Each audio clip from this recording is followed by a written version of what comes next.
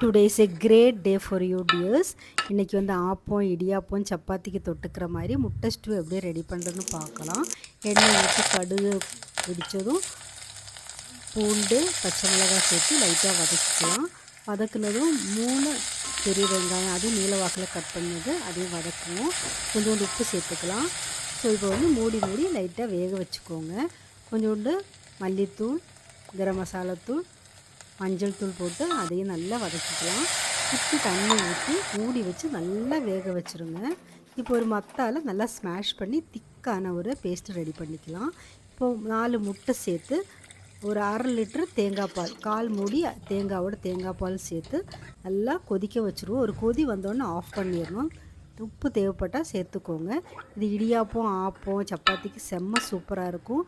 ஏதாவது டவுட் இருந்தால் கமெண்ட் பண்ணுங்கள். தேங்க்யூ ஃபார் வாட்சிங். Good luck. பிடிச்சா லைக் மட்டும் பண்ணிடுங்க.